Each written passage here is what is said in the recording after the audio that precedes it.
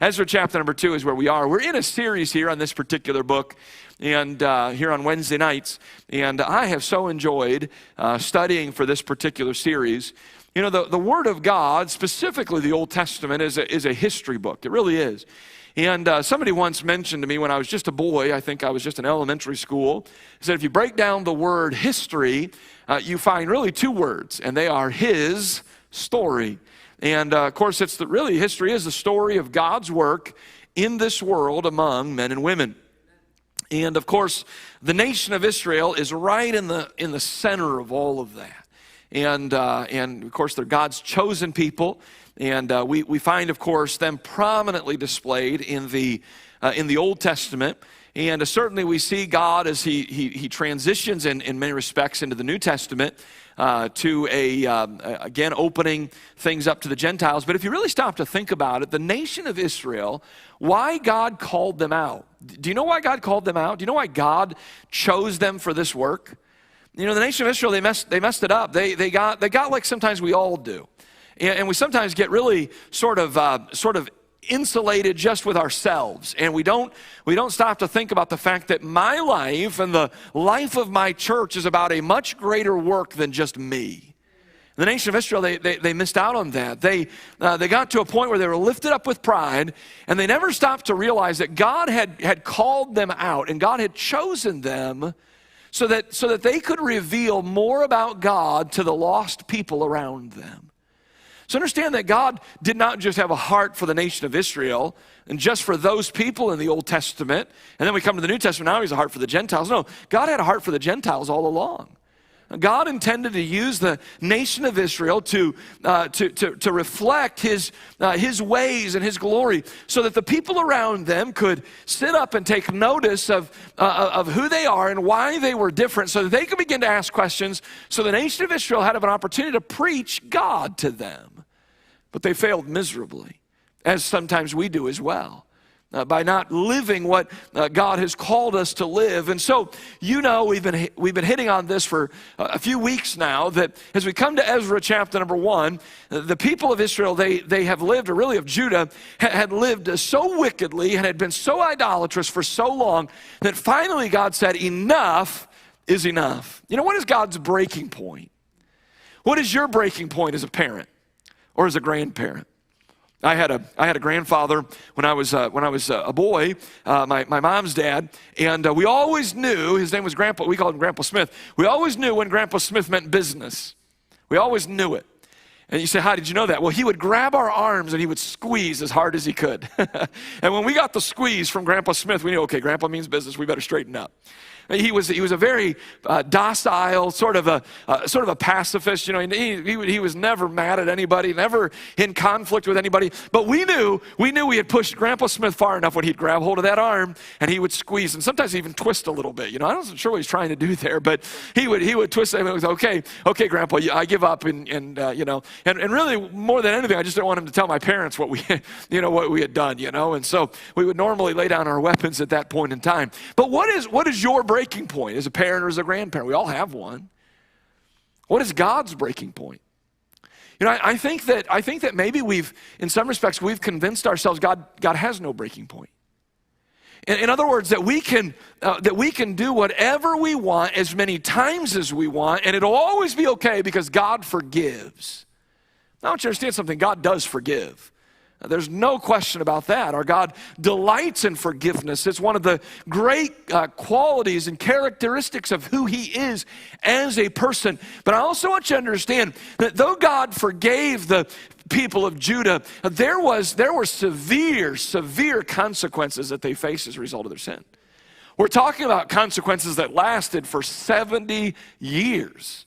We discover here in Ezra chapter number 1 that this is the end of that 70-year captivity, and God is making a way for His people to return to the land of their nativity, to return back to Judah, to inhabit that land again. And as we said a few weeks ago, this return back home was much more than just a geographic return. This was to be a return to living by biblical precepts and biblical principles and biblical values as well.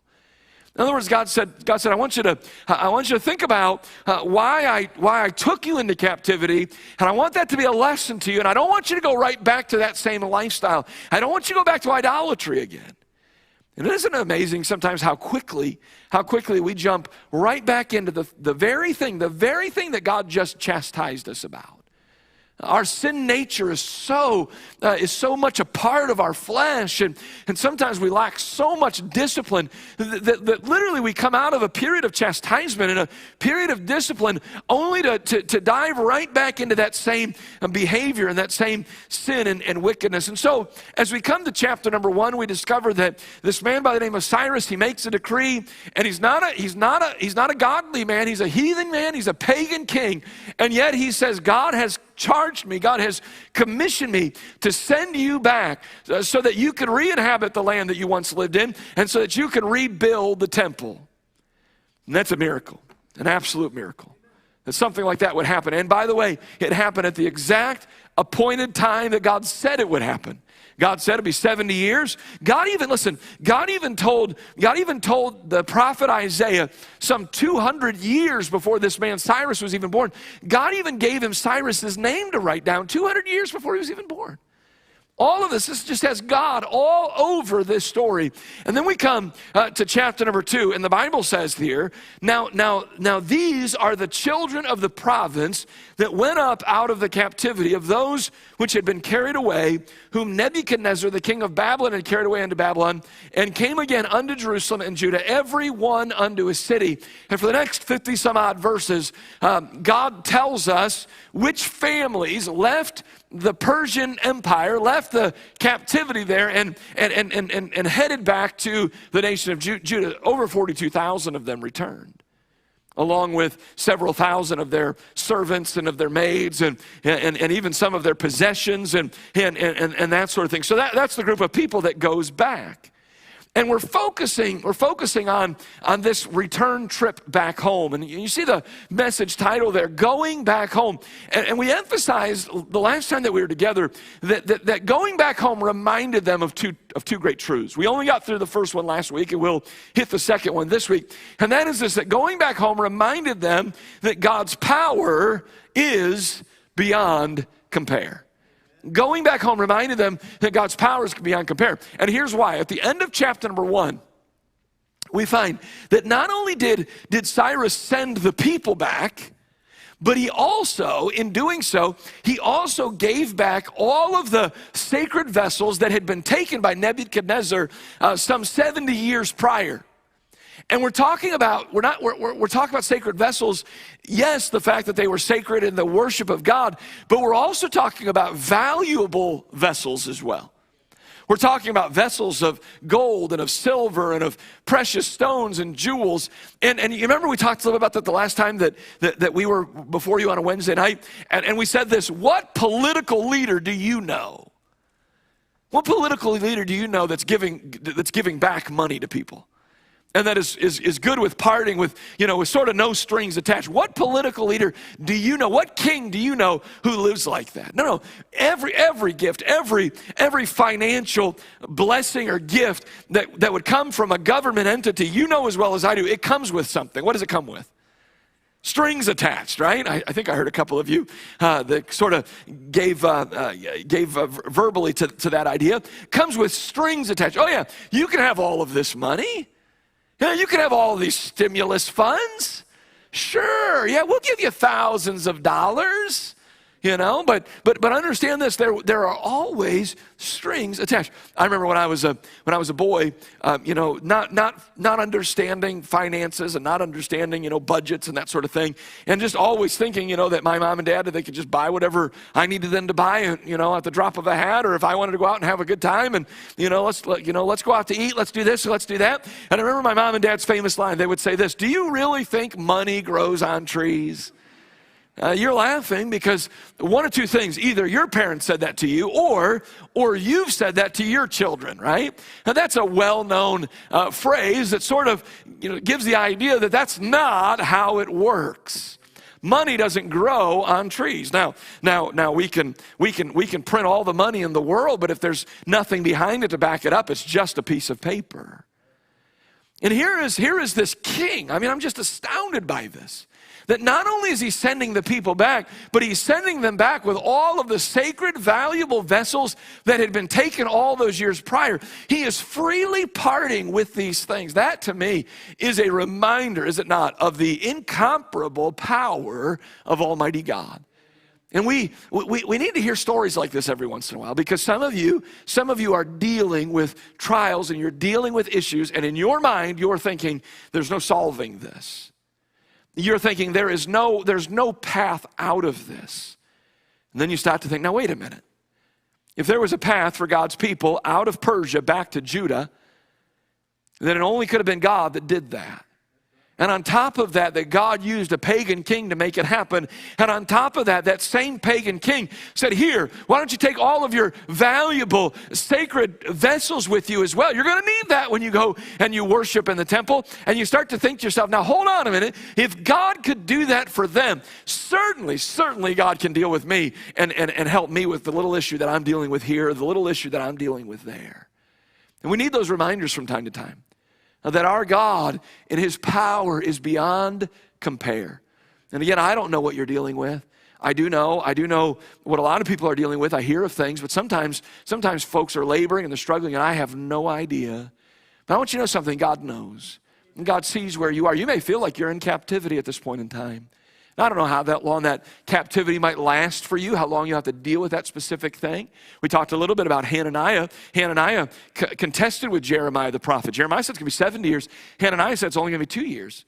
It may be, for you, it may be 2 years. For somebody else, it may be 70, and somebody else may be something in between. I don't know how long that's going to last, but I do know this. God sees, and God has a plan, and God has a path out of captivity for you. Why? Because his power is beyond compare. And so we touched on that and spent quite a bit of time there. We won't spend any more time there tonight. But notice, secondly, here is the second and the final thought as we consider going back home and what it must have reminded them of as they're making this trip. I'm saying, listen, this trip was every step that they would have walked from Persia back to Judah, they would have been reminded of these two truths. Number one, God's power is beyond compare. But number two, and I want you to get a hold of this, and I want you to hear this and hear it well. Going back home, number two, reminded them that the price of sin is exorbitant. Going back home, it had to remind them that the price of sin is exorbitant. Now, I want to call to your attention probably some phrases that you maybe missed altogether, because I know I did when I first read this first verse of Ezra chapter number 2. But these phrases, they hold some key insight and some key truths for us, really some key reminders of who they are now after this captivity. Look in verse number 1 again. Now these are the children of the province that went up out of the captivity, of those which had been carried away, whom Nebuchadnezzar, king of Babylon, had carried away unto Babylon, and came again unto Jerusalem and Judah, every one unto his city. I want you, if you're in the habit of marking your Bible, you may want to highlight this phrase, the children of the province. That's a key. That's a key clue for us. We're gonna hammer that in just a minute. We're gonna hit on it. And then I want you to notice this phrase, out of the captivity of those which had been carried away. Going back home, amid all of the celebration, amid all of the joy, and all of the excitement that lay in front of them, they were reminded that the price of sin is exorbitant. And I want to say in two ways we see what the price of sin cost them. Number one, I want to say this, that sin reduced a sovereign nation to a simple province. Sin reduced a sovereign nation to just a simple province. Now, I missed it.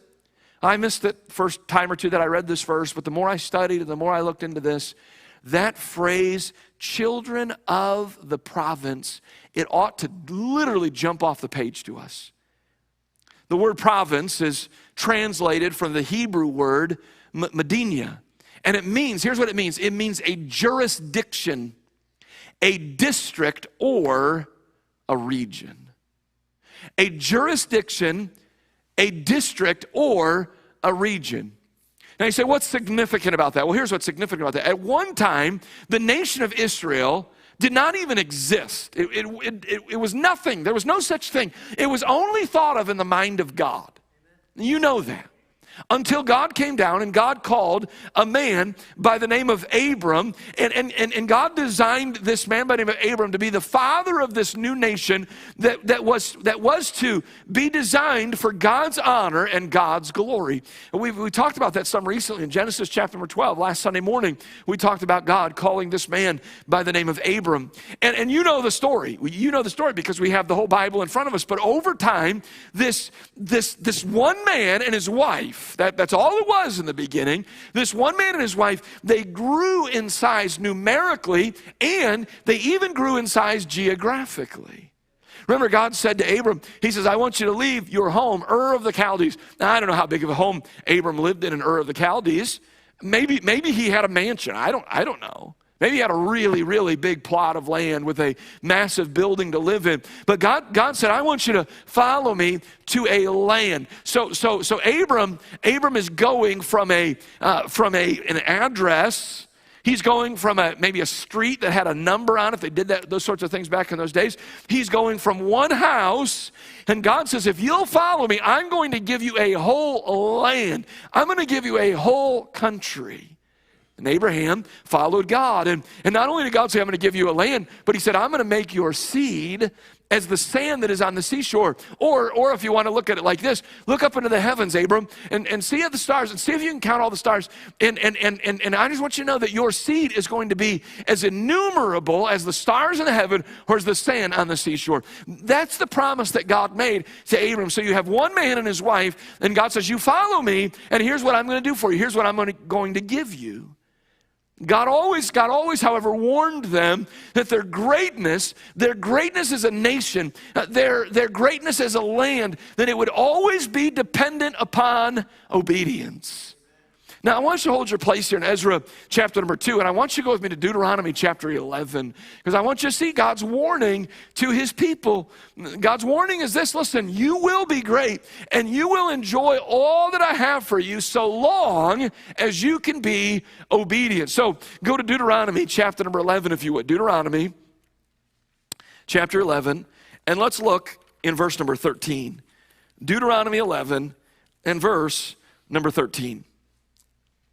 Look what God says, and it shall come to pass, if ye shall hearken, that word hearken would mean obey or listen to, if ye shall hearken diligently unto my commandments, which I command you this day, to love the Lord your God, and to serve him with all your heart and with all your soul, then I will give you the rain of your land in his due season, the first rain and the latter rain, that thou mayest gather in thy corn and thy wine and thine oil. And I will send grass in thy fields for thy cattle, that thou mayest eat and be full. Take heed to yourselves, that your heart be not deceived, and ye turn aside and serve other gods and worship them. And then, when you do that, when you're not obedient, when you do not hearken diligently, and then the Lord's wrath be kindled against you, and he shut up the heaven, and there be no rain, and that the land yield not her fruit, unless ye perish quickly from off the good land which the Lord giveth you. Therefore shall ye lay up these my words in your heart and in your soul, and bind them for a sign upon your hand, that they may be as frontlets between your eyes. Now you see what God's doing here? God says, listen, I'll make a deal with you. Here's the deal. You do everything I tell you to do, and you'll be blessed. Blessed abundantly. You'll never lack or never have a need for anything. I'll take care of you. But if you disregard what I've given you, if you disobey me, if you do not follow what I tell you, you remember all those blessings and all those promises I made? You'll lose out on all of those things. And everything that was supposed to be good and everything that was supposed to be a blessing will be taken away from you, and you will regret it. So this is the warning that God had given to his people. And under Solomon the king, the nation achieved its highest place ever. We read of that in 1 Kings chapter 4, verses 20 to 25. I mean, there is wealth and there is prosperity and there is blessing. I mean, things are absolutely amazing under this reign of Solomon. But you know that even under the reign of Solomon, his wives begin to turn his heart away, and he begins to follow after idolatry, the very idolatry that God had warned his people about. And by the way, Solomon should have known better. You see, as the king of the nation of Israel, one of the responsibilities of the king was that he was to be familiar with the law of God. Solomon likely with his own hand would have written out the passage that I just read to you out of Deuteronomy chapter number 11. He would have written it out with his own hand. That was part of the law that the king had to abide by. See, doesn't matter how far you rise, you're always going to have responsibilities, and you're always going to have people telling you what to do. And that was the case here with Solomon. Even though he was the king, there were still responsibilities that he had to measure up to, and he had things that he was responsible for. We find that Solomon had his heart turned away.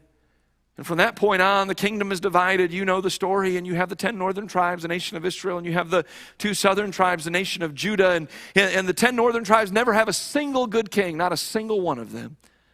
I mean, all along, Jeroboam was the first, and all the way through, they did that which was evil and that which was wicked in the sight of the Lord.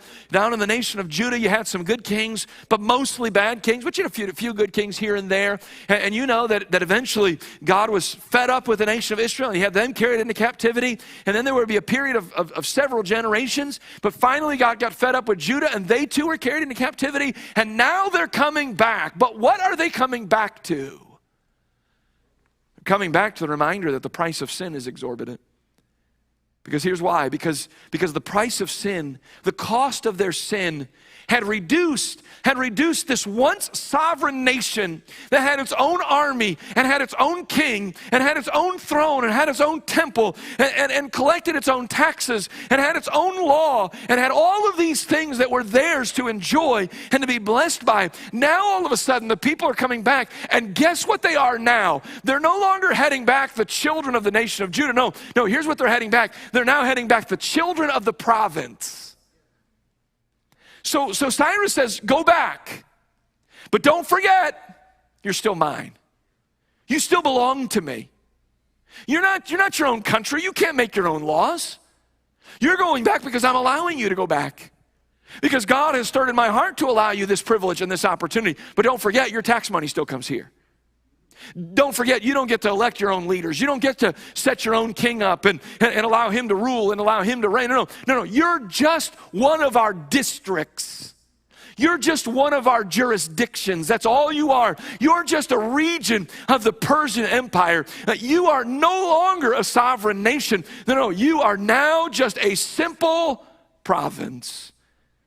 And so while the return back to Judah had to be a thrilling thing, to go back to a place that they hadn't seen in 70 years, maybe even to reminisce, some of them maybe that would have been around, maybe as small children living in that nation, and dreaming about the future and what was going to be eventually and what they could potentially do. They had to acknowledge with every step they took, we're no longer a sovereign nation. At this point, we're just children of the province. We're heading back to Judah. But Judah is no longer what it once was. Oh, the glory days of Solomon are a distant, fading memory. We are a province of the Persian Empire. That's all that we are. And I suppose we ought to be reminded that you can sin, and God can forgive, and God can maybe even restore you back to a certain point or certain place. But be reminded of this, it likely will never be the same as it once was. The consequences of sin, they work that way. That you can maybe return back to that place, but it'll just never be the same. And they had to learn that lesson the hard way. The lesson is this: the price of sin is exorbitant because it reduced a once sovereign nation to now just a simple province. Finally, sin reduced free people to captive people. You see, because of their sin, they lost their freedom to live in their homes and their land, and they were carried away by a foreign king to Babylon. We've talked about that story some. You know, we've always enjoyed the freedoms that we have, and we can't imagine how hard this would be. You know, watching what's been played out in Ukraine, many of us have been sort of captivated by that. And of course, obviously when it first unfolded, maybe it was a little bit more captivating than it is now. Our media probably doesn't cover it as much as certainly they once did, but our children are affected by these things. You know that, don't you?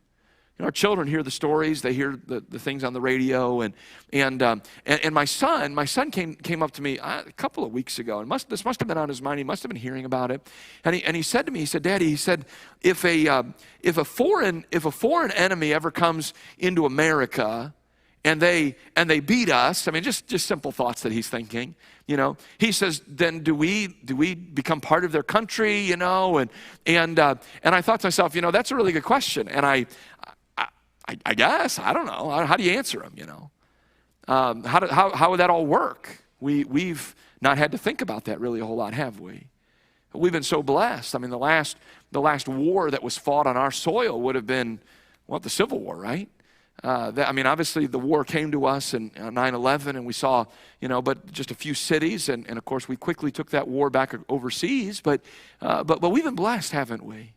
We don't think about what that would be like to have lived as the nation of Judah, and to maybe wake up and to look outside your city and see a Babylonian army that's camped outside your city, waiting to come in, waiting to penetrate and to find a weak spot in your wall, and knowing that they're coming. But this is what they lived under.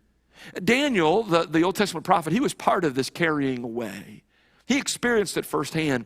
He was removed from his family. He was forced to learn a new language and culture and to live in a strange land. And while Daniel would enjoy remarkable success and prosperity in captivity. What is his book most known for? It's most known for a lion's den. Now think about that for a moment.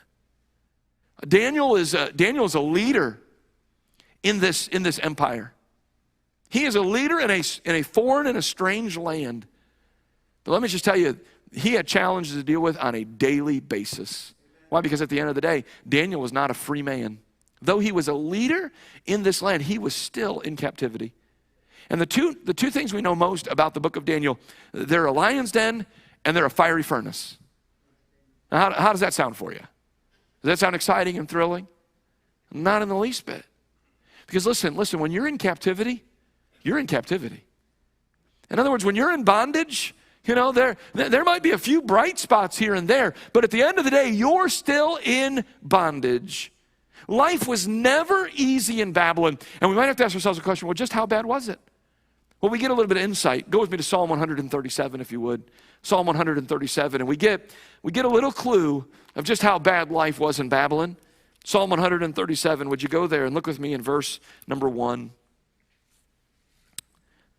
Psalm 137, verse number 1. By the rivers of Babylon, there we sat down. Yea, we wept when we remembered Zion. There's something about water, isn't there? Water's so peaceful, it's so beautiful. And, we live by a beautiful body of water, Lake Erie. It's beautiful from afar, right? But it's pretty to look at. We spent as a family earlier this summer, we spent some time on the Atlantic Ocean. Gorgeous, absolutely beautiful. It's just something about water. I don't know what it is. And normally when we go and we sit by water, we look at it and it just kind of soothes us. And we smile and we just enjoy our time by the water. We listen to the waves beating it, or maybe it's just a little stream as it flows gently in its current and its path, or maybe it's a waterfall or whatever the case might be. And normally you sit by water and you go there and you smile, right? The Bible says that the nation of Israel, the Hebrew people, when they sat by the rivers of Babylon, so we sat down there. We didn't smile. We didn't rejoice. We didn't do any of those things. No, there we sat and we wept. Why? Because we're captives. Why? Because there we remembered Zion. We remembered all that we had lost. Go a little bit further, look in verse number 2. We hanged our harps upon the willows in the midst thereof. For there they that carried us away captive required of us a song, and they that wasted us required of us mirth, saying, sing us one of the songs of Zion. You know what's happening here? The Babylonian people, they said to the Jews, they said, sing us one of your religious songs.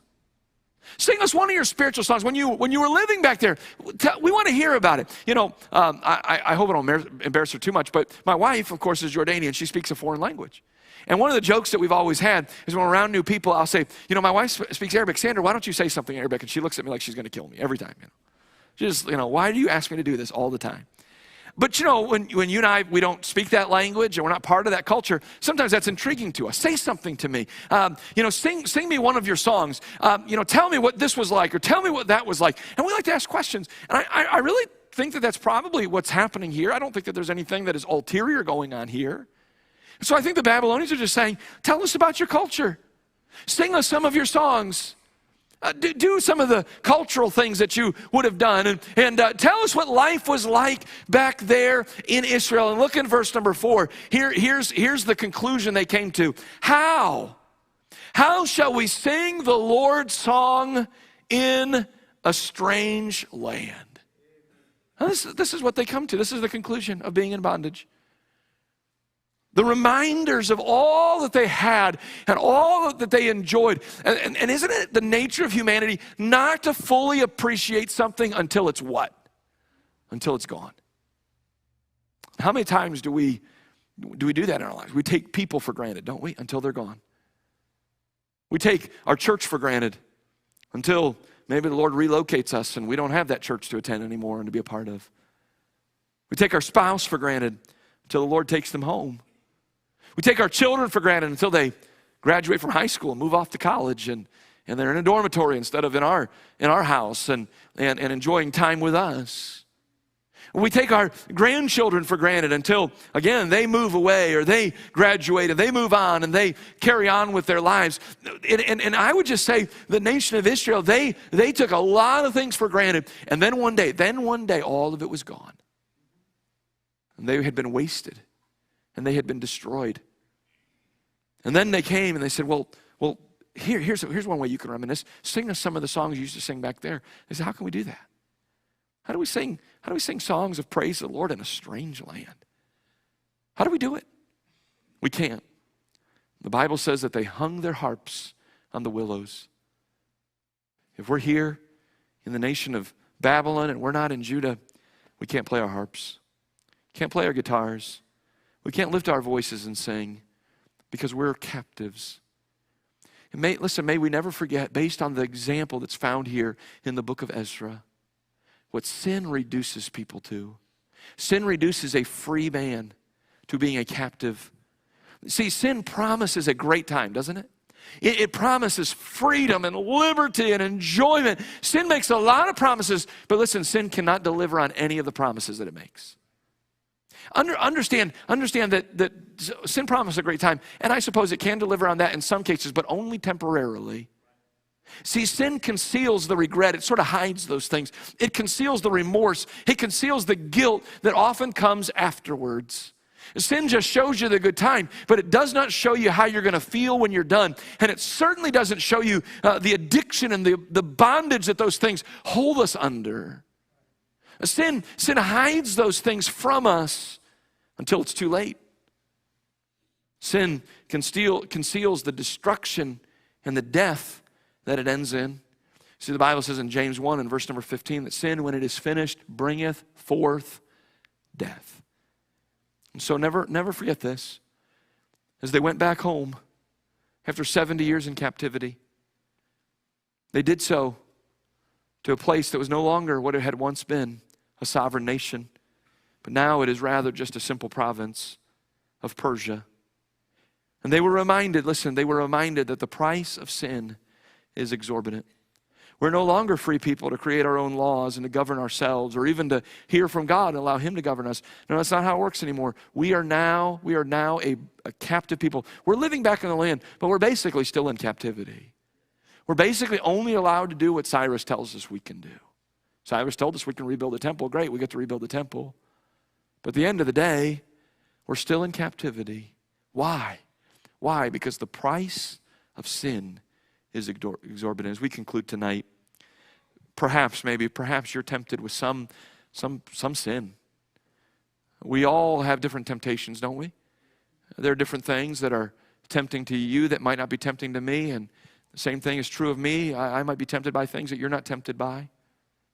But as you think about that choice, maybe you've dabbled in it a little bit in the past, and that's whet your appetite for a little bit more of it. But remember the people of God. And remember what sin reduced them to.